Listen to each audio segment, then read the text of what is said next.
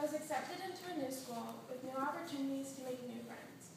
I had an awesome roommate and some pretty cool new draft bed sheets. Where I'm from, if someone was in the position I was, they'd be out of town on the first bus available.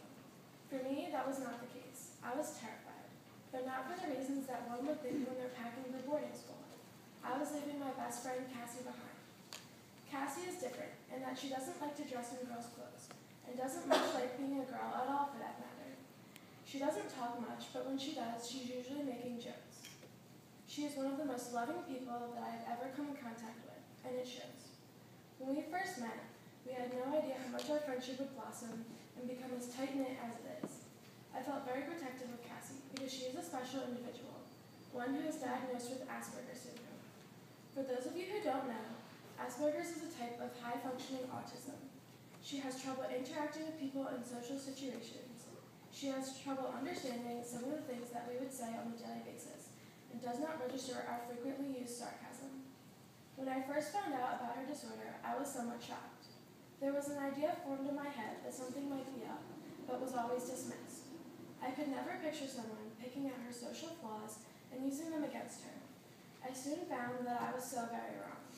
People took advantage of the things that she did not understand, and laughed when she didn't get the jokes that were made about her. Cruel things were said to her face almost every day, and she was oblivious. One day, she realized all the things that the people at her school had said to her. That evening, my best friend purposely stepped in front of the car. Luckily, the car stopped and her parents were called. I was furious, not at what she had done, but what had pushed her to that point. That event opened my eyes. I had a completely different view on people. I understood the struggles that people with mental handicaps had, and just how mean people could be. I was afraid to let her go to school on her own. All the pain that was brought upon her was undeserved. From then on, she told me all the horrible things that people would say to her every day, which hit her heart considering that she finally knew what they meant. They would tell her that they were, as she said it, going to get her. You could see that she was in pain, so much that I couldn't look at her for too long without feeling so helpless that there wasn't much I could do to change the way that she felt. I was puzzled that not one person stood in to defend her.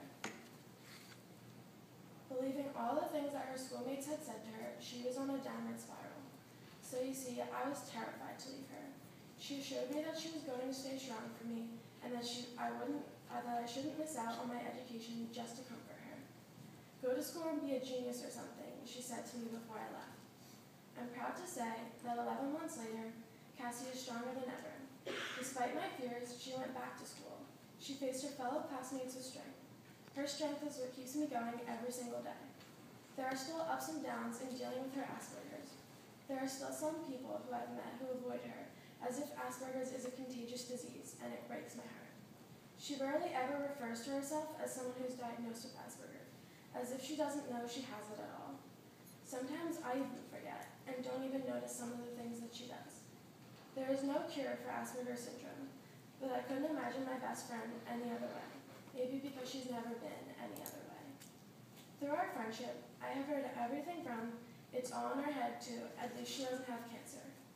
Individuals with disorders that are unseen to the human eye can sometimes be downgraded in importance to many people.